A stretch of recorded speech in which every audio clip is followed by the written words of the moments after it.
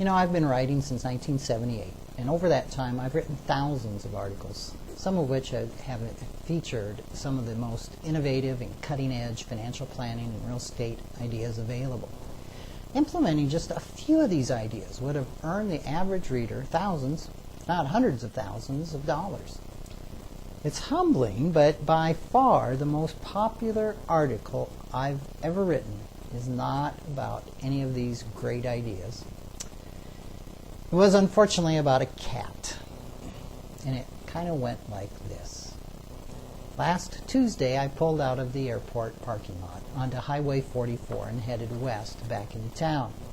I glanced at the northern sky and saw the United Express flight that had just taken off, bank left, and head south. I realized it would pass directly overhead. I opened my sunroof and I waved. I smiled. I rejoiced. It was the beginning of a new era. Venus the Peakity was on that plane. She had a one-way ticket to Texas, and I was happy about it. I've written of the lessons that Venus had taught me before. Venus and Gorby came into my life 5 years ago when I married my wife, Marcia. While most people considering second marriages contend with the dynamics of blending children from previous marriages, the biggest problem Marcia and I faced was integrating her 2 cats into our relationship. Marcia made the options clear. Love me, love my cats. So I did what any love-stricken dog lover would do. The 2 cats, Gorby and Venus, moved in with us. I always had the perception that cats were lower maintenance than dogs. Just give them some food, clean litter box, and they'll take care of the rest. I especially liked the fact that you didn't have to give a cat a bath. That was a low-maintenance pet in my book. Well, that was 5 years ago, and I am older and wiser now. I've learned there's a price to pay for the feline no-bath feature. Everything they lick off, they eventually throw up. Marcia calls them fur balls. From my perspective, there's nothing furry about them. It's vomit. Words cannot describe the feeling, the emotions of stepping barefoot in a pile of fresh cat vomit in the middle of the night. But as bad as that may be, it is not the worst. The worst is living with a kitty cat that doesn't know a litter box from a carpet. Began with a funny smell in the dining room, a smell I would eventually learn to identify even when I was 20 feet away with cotton up my nose. Cat urine is probably one of the most disgusting odors on the planet. Now, inquiring minds wanted to know what was going on. Why was this happening, and how could I stop it? I was given a shopping list of potential reasons why these cats, which had never had any problems recognizing their litter box before, I'm told, now could not seem to find the darn thing. It was the move to the new house. It was my karma. It was. And try as we did, we could not stop the smell or the cats. After undergoing every treatment known to man for cat pee, the dining room and living room carpets, which had beautifully weathered 16 years of use in 2 dogs, were hauled to the dump. This, I was assured by cat experts, would solve the problem. Well, it did for about 3 months. Then they started again, peeing on the new throw rugs we bought to put on the hardwood floors. Didn't have hardwood floors before, of course, but the carpet went to the dump.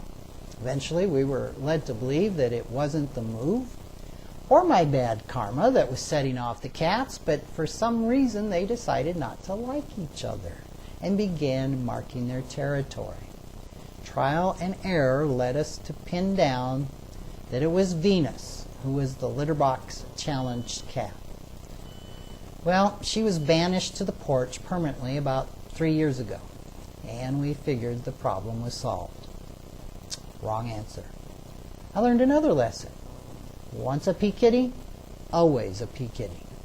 A couple of summers ago, I took my Sunday paper and a cool glass of iced tea onto the porch and settled into my favorite chair.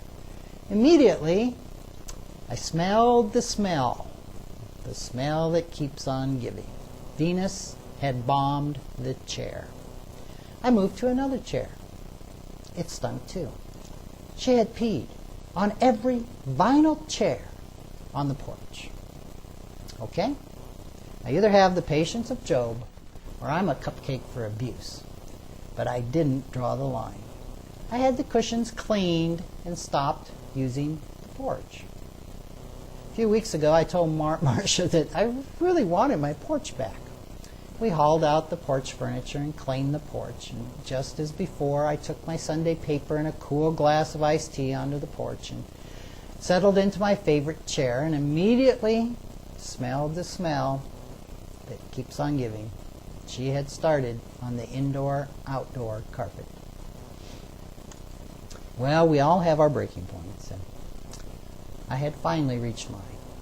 The cat had to go. A few days later, my wife told me that her parents had agreed to let Venus live out her kitty life as an outdoor cat with them in Texas. Since Marcia and London already had tickets to go to Texas in a week, this would work pretty slick. Within the hour, I was on the phone lining up carpet layers, cleaners, and painters. I guess I began celebrating a little bit too soon, as my exuberance to reclaim my porch did not sit well with my grieving wife. But the big day came last Tuesday when I packed up Marcia, London, and Venus and took them to the airport. At the gate, the agent apologetically informed us that we would have to buy a ticket for the cat. "How much, sir?" I chirped as I whipped out my credit card. I knew I had a credit limit of $5,000 and I was willing to max it out.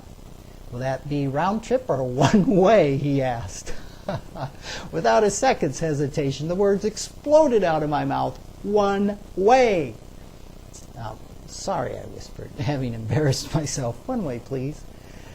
That one-way ticket was the best $50 I've ever spent, and I spent it with a smile.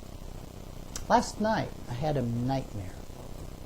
I dreamed that Venus, being so homesick, made the 1,500-mile trek to return to South Dakota. Perish the thought. Well, by next Sunday, my new carpet should be installed. I'm looking forward to getting my Sunday paper, cup of coffee, and settling into my chair. Life is good. Well, that article was written in July 1999, and like I said, it's the most popular column I've ever written. As an aside, Venus flourished for 5 years as an outdoor cat living in Flint, Texas. She was visited annually by my wife Marcia in London. And I even think Davin, who was born in 2001, had a chance to visit Venus. I haven't seen Venus since that wonderful day she boarded United, and I never will again, as Venus met her maker at the hand of a rabid raccoon. Gorby, he still lives with us. Just last week, my wife smelled that oh-so-familiar smell. He had peed on 2 pillows that were on the floor and ended up staining the carpet. I guess the cycle begins anew. The end for Gorby is near.